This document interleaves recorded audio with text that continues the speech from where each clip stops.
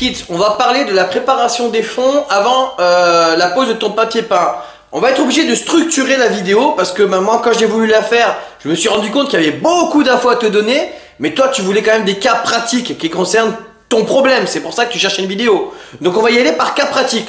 Je vais te donner d'abord les généralités, donc tu m'accordes 2-3 minutes, et ensuite je te donne des cas pratiques, genre préparation sur du placo, préparation sur du plâtre, préparation sur du bois, d'accord? On est parti. La règle générale en termes de préparation du support, c'est que tu dois avoir quelque chose qui est uni, d'accord?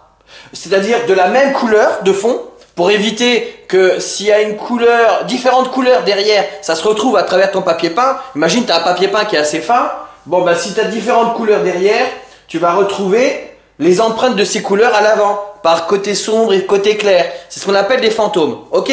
Donc là tu dois faire toujours en sorte que ta préparation de fond, quel que soit le type de fond, de support, de projectile, ok, tu dois faire en sorte que c'est uni, ok. Donc la sous-couche, ça peut être aussi bien blanc que bleu, que rouge, que ce que tu veux. C'est à toi qui vois les conséquences. C'est pour ça qu'on fait du blanc au classique. Mais il n'y a pas de règle en termes de couleur pour le primaire d'accrochage de derrière, ok. Deuxième petite chose, tu dois faire en sorte qu'il y ait le moins de bosselage possible au mur, ok. C'est ce qu'on appelle la planéité. Parce que plus le support il est gondolé, et plus forcément quand les laits vont se chevaucher, vont se croiser, ils vont avoir du mal, les laits, à être bien raccords, d'accord? Et à bien se croiser en étant discret. Donc là c'est ce qu'on va parler en termes de qualité A, B ou C dans le papier peint. C'est-à-dire la qualité A, c'est quand derrière la règle là, je me pose, et en gros, bah, ça c'est des cas de figure par exemple sur du placo, il y a juste genre quoi, 1 mm derrière la règle. Après quand tu montes à 3 mm, c'est la qualité B. C'est le classique aussi que tu retrouves en général par rapport au type de pose. Et la qualité C, c'est la merde totale, il y a des bosses pas possibles. Là, en fait, tu es presque dégagé de toute erreur parce qu'en fait, les marges sont tellement importantes au niveau des laits que bah forcément, on va tout tolérer, ok? Parce que c'est dû au support. Donc, tu dois faire en sorte de toujours le rectifier au plus droit possible pour avoir la meilleure qualité de finition en termes de papier peint pour que ça se raccorde le plus parfaitement possible au droit, ok? Donc, normalement, le test du mec, quand il arrive sur le chantier, c'est de prendre la règle, poser contre, regarder comment ça se passe derrière et te dire bon bah monsieur on va vous faire de la catégorie B. C'est-à-dire qu'il y a tellement de jeux derrière que je peux rattraper, mais il ne faut pas vous attendre non plus à un miracle. Quand on va poser le papier peint, il risque d'avoir des petites séparations, on risque d'avoir du mal à faire en sorte que le papier peint ça adhère correctement et soit bien l'un contre l'autre. Ok?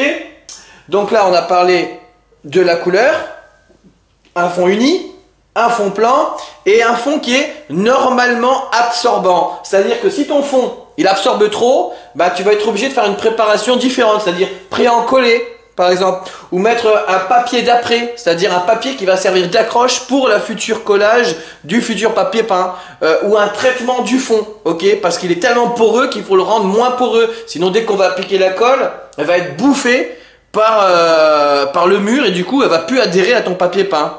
Ok, donc tu dois le rendre normalement absorbant. Et petite dernière étape, si tu vois que c'est genre un vieux fond, un vieux mur, quel que soit le support, hein, qui est trop poreux et qu'il est trop humide et qu'il y a des développements de champignons, tu es censé le traiter avec des peintures anti-cryptogamiques. Ouais, j'avais envie de sortir le mot, hein, t'as noté. C'est en fait des fongicides. Voilà, c'est plus court, mais bon, ça faisait classe de dire anti-cryptogamique. Non, anti-cryptogamique. Voilà. Voilà, j'ai appris le mot, t'inquiète, je ne le connaissais pas, hein. C'est pour me la jouer dans la vidéo, faire croire que je suis un pro. Ok, donc une peinture fongicide, traiter les champignons, ok. Et éventuellement, appliquer sinon d'autres produits, si par exemple tu risques d'avoir des interactions chimiques. Par exemple, genre, je sais pas moi, il y avait une vieille peinture à l'huile, un vieux truc de rouille, un petit peu de métal, un petit peu de bois. Donc tout ça, ça risque de pas être compatible avec ta colle et avec ton papier peint par migration à travers.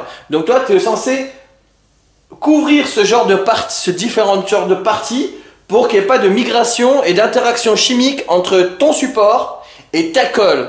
Donc là c'est pareil, on va faire un traitement du fond. Voilà, si tu as du métal, ben, tu dois mettre une peinture qui va empêcher le métal de faire migrer le froid ou la rouille à travers la colle. Si tu as du bois, c'est pareil, tu dois faire en sorte que le bois, il soit pas trop, je sais pas moi, trop humide et qu'il y ait une transmission de champignons par intermédiaire du bois. S'il y a de la pierre, c'est pareil, il y a la porosité, il y a les champignons qui se développent, tu dois traiter le dessus de la pierre, ok? Donc tu dois traiter le fond. Donc on a dit il y a 4 étapes minimum, ok? Donc tu dois rendre le support uni. Plan, tu dois traiter en fongicide, etc. s'il y a besoin.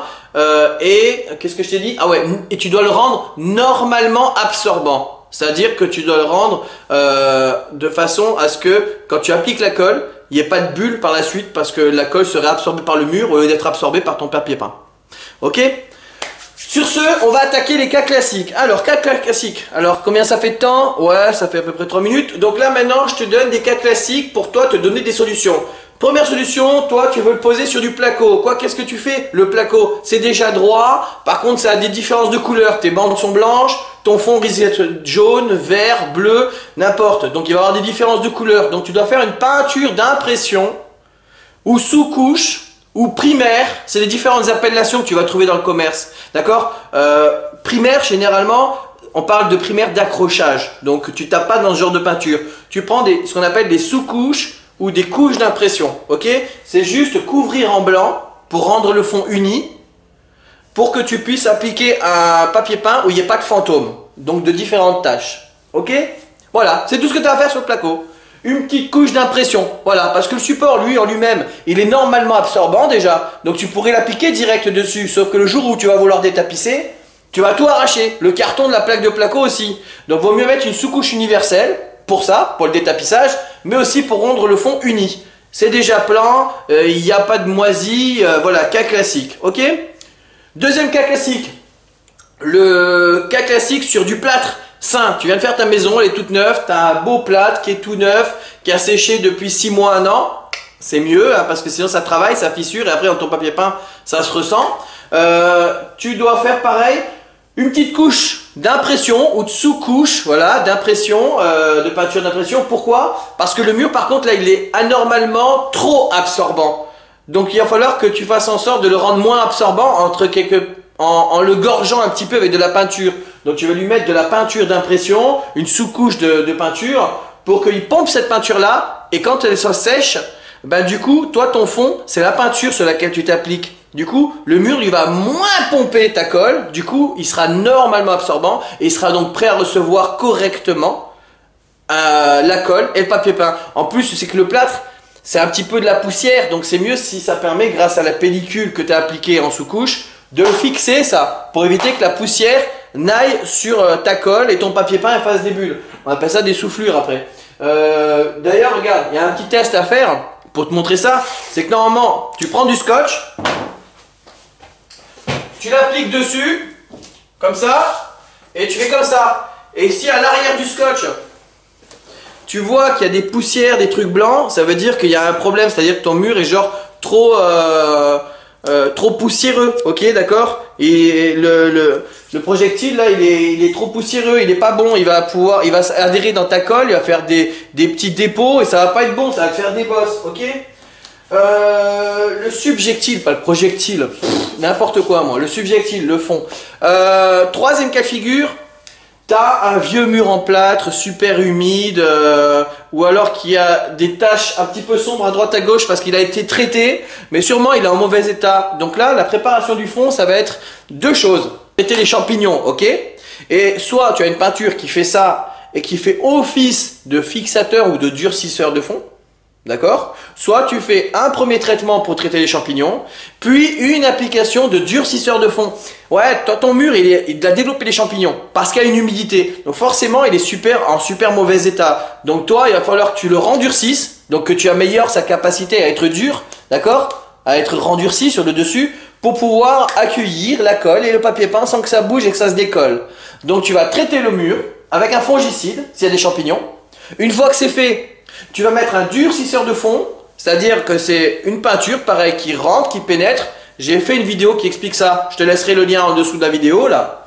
Voilà, tu vas rendurcir le fond et ensuite seulement, tu vas pouvoir appliquer ton papier peint et ta colle. Ok? Maintenant, je peux te parler des différents produits pour faire les retouches sur le mur. D'accord? Pour tous les autres cas de figure, les gars, vous laisserez des questions en dessous. J'essaierai de répondre dès que je peux ou d'autres pourront répondre si c'est des spécialistes. D'accord? Maintenant, du coup, je vais te parler des produits que j'ai utilisés pour refaire. Tu vois là? Est-ce que tu vois là? On voit là? Ouais, tu vois les petits points là? C'est des petits scotch que j'ai mis à côté des retouches que je me suis faites. Parce que tu peux pas utiliser n'importe quel style d'enduit pour retoucher ton mur avant de mettre ta colle. Parce que si tu mets des enduits qui sont super poreux, tu vas être obligé de remettre de la peinture dessus pour éviter que ça gonfle. On appelle ça un badigeon, c'est-à-dire de la peinture diluée que tu appliques dessus. Ok?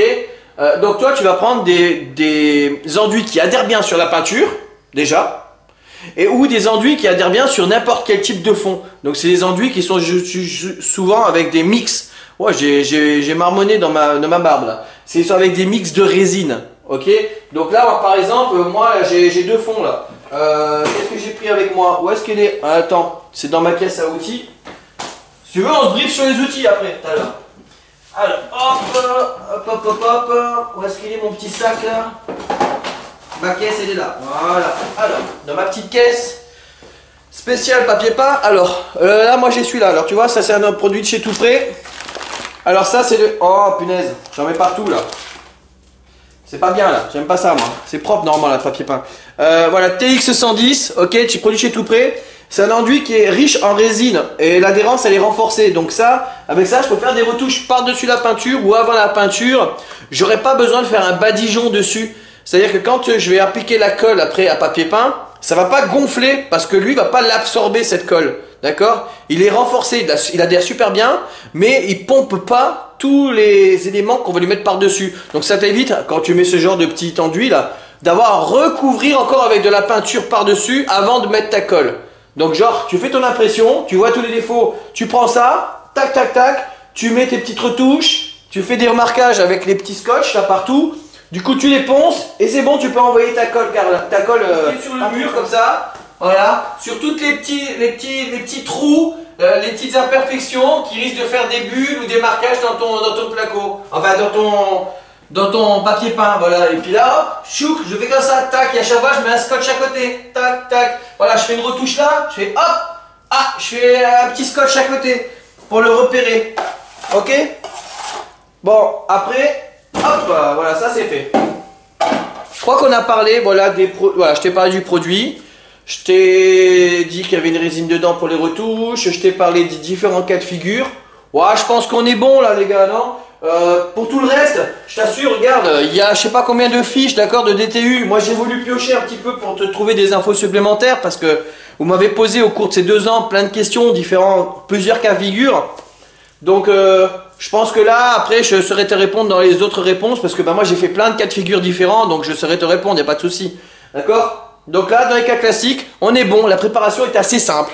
On unifie le support, on le rend droit, on le rend propre et sain, et surtout on le dépoussière de façon à ce que ça se passe tout seul, ok? Et éventuellement, s'il est dans un sale état, tu le traites au fongicide et tu le rendurcis avec des fixateurs ou des durcisseurs de fond. Sur ce, astuce des kids, on va se briefer peut-être sur la boîte à outils, des outils classiques que tu as besoin pour faire ton papier peint. Allez, à tout de suite.